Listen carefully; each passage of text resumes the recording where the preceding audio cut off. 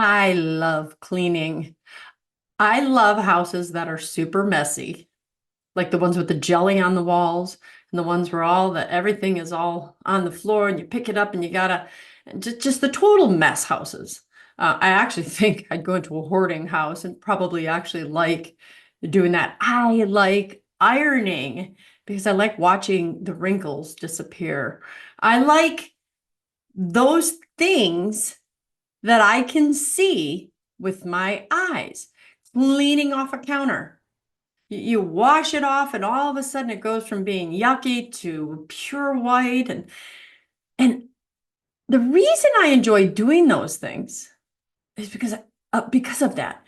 My eyes can see that I'm making a difference. I always said that I could be a cleaner, I could be a maid. I would love to go into people's houses, and the dirty ones are the ones that are the more fun to clean. I love organizing closets because they go from being to neat and pleasing to the eye.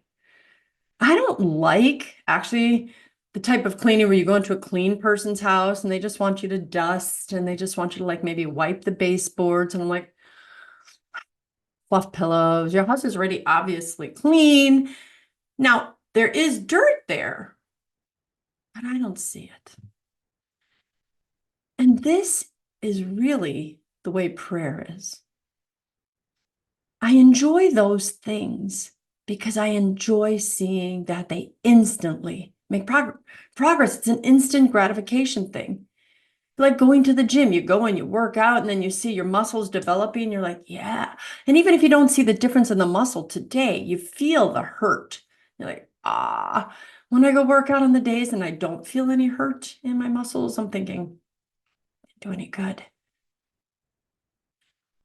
I bring this up because when it comes to prayer, it's very similar.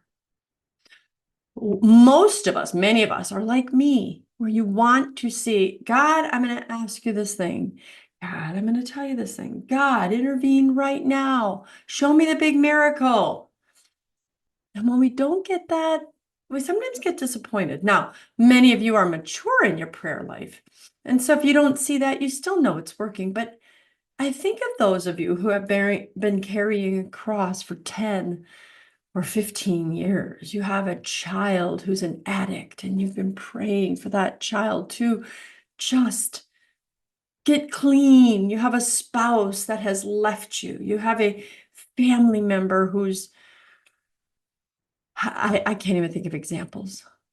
The porn addictions, these long-term crosses, someone who has a health crisis, and you're waiting for them to heal. You've been praying and praying for the cancer to go away, and it hasn't. A lot of times we think it's not working, so we stop doing it. But I think about many of us who are germaphobes. You think about, I'm not a germaphobe, by the way. I'll probably lick dirt because I want the germs. Don't get on me. But I think about my family members that are germaphobes. Oh my gosh, gotta use the antibac. Oh my gosh, everywhere we go. It's like, I'm not even gonna have that discussion. You might be that person. Not trying to mock you. But for those people, understanding that germs are there, they feel like the instant gratification is I put the anti-bac, it's killed. But you can't really see what happened. That's how I feel about wiping counters down with Lysol or any cleaner. It's already clean. I'm just killing the things I can't see. I just trust that I'm killing them. But I really would rather see the progress. That's why I love ironing. This nasty, wrinkly little shirt. And as you go, it's looking beautiful. Your tablecloth.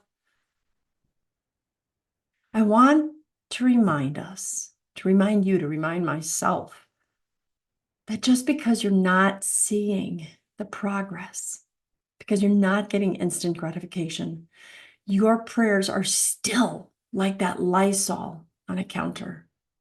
You're wiping and wiping and wiping. Germs are going away. It is becoming cleaner. You just have to trust. God hears every single prayer, and God answers every single prayer that you pray. God actually, believe it or not, answers your prayer immediately. You may not think so, but as soon as your prayer goes up, God is giving you a yes or a no or a hold on. He is, in fact, responding with hold on. I'll get to that one, but I'm doing something better.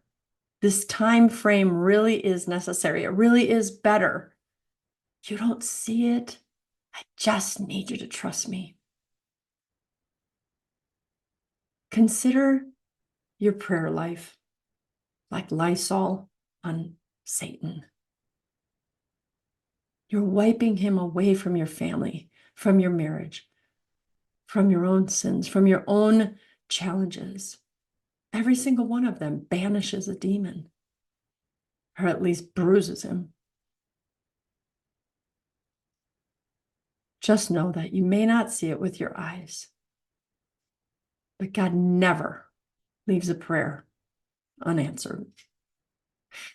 And I guess when it comes to my spiritual life, I guess I'd really rather have the kind of problems that are like Lysol on a clean counter. Because boy, when you get the ones that you can see with your eyes, those are the heavier ones. So I guess we should be grateful when we don't have like a hoarder's house is compared to a sin.